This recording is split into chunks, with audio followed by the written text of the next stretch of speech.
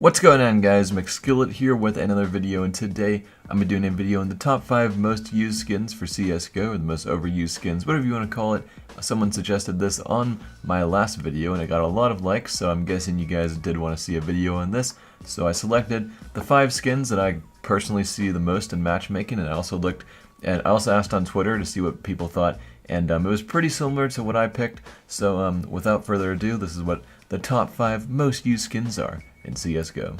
So at number 5 we have the P90 module, which is a blue skin from the Chroma 2 case. So this is unboxed. There's been an absolute ton of these that have been unboxed. I've noticed that pretty much all the most commonly used skins are from cases, not from drops or anything, or at least that's what I've noticed, and a lot of people agreed on Twitter, it seems like. But all the most common skins seem to be skins that are from cases, like the Chroma 2 case, like this P90 module. It's kind of a bright looking skin for a blue, and it's really cheap. That's why I think it's so common. Most other P90 skins at this price are just kind of like battle-scarred sand dune type of stuff.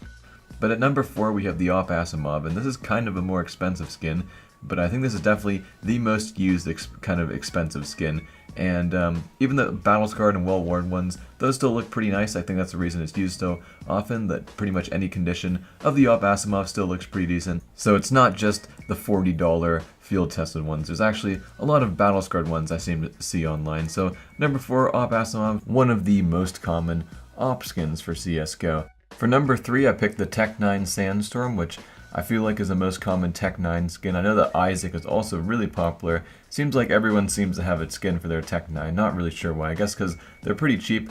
But everyone seems to have a Tec-9 Sandstorm, and they're all named Darude. A very not overused joke right there. But yeah, number 3, Tec-9 Sandstorm, very cheap skin, used a lot.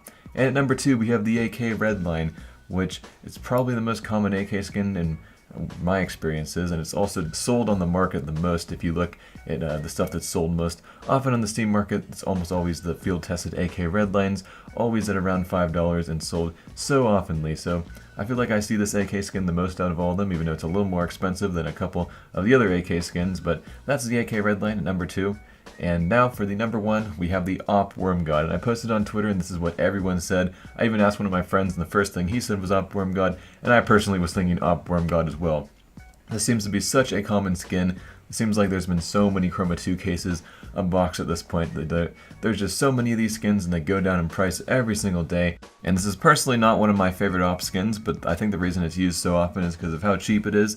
It's only $1.30 for a factory new one, so a lot of people want to have a skin for their op, and this is the cheapest one, so I'm guessing they just picked this one. So yeah, that's pretty much it for this video, guys. If you want to be a hipster, don't use any of the skins in this video, because everyone else is already using them. And yeah, I'm McSkillet, and I'm out.